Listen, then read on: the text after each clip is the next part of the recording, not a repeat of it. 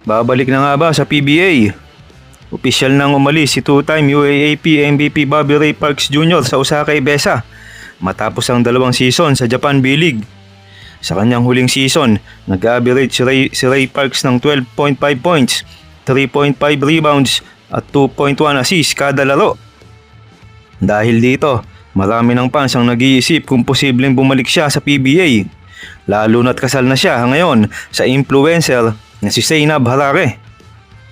Huling naglaro si Park sa PBA noong 2020 kung saan nagtala siya ng kahangahangang 22.4 points, 7.8 rebounds at 3.1 assists kada laro para sa TNT Tropang 5G.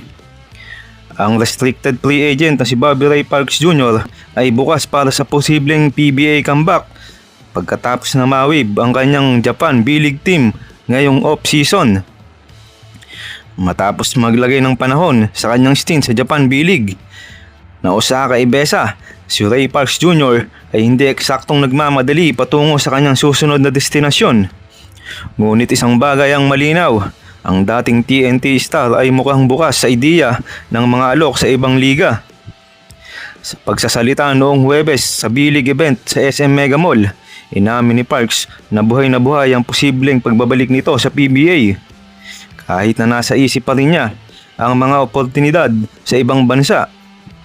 Dahil naniniwala ang 32 taong gulang na gwardiya na may natitira pa siyang galing at mahaba pa ang kanyang paglalakbay sa ibang bansa. Iyon ay nangangahulugan na ang PBA ay maaaring magkaroon ng isang shot, ngunit ito ay tiyak na hindi nag-iisa sa mga bidding na gustong makuha ang kanyang serbisyo. Gayunpaman, sa ngayon, mas nakatutok si Parks pagkakaroon ng tunay na off-season at ibaling ang kanyang atensyon sa mga tungkuling bilang tatay.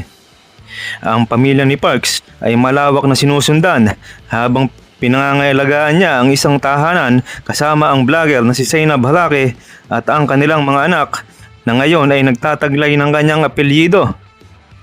Nasa TNT pa rin ang lights ni Ray Parks. Pero sa mga nakaraang ulat, parang ayaw na yata bumalik at maglaro sa TNT at dito na papasok ang trade option.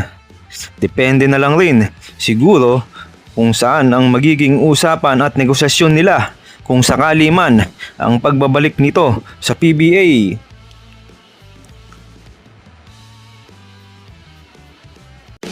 Kamusta mga idol? Sports Zone PH para sa sports news and update.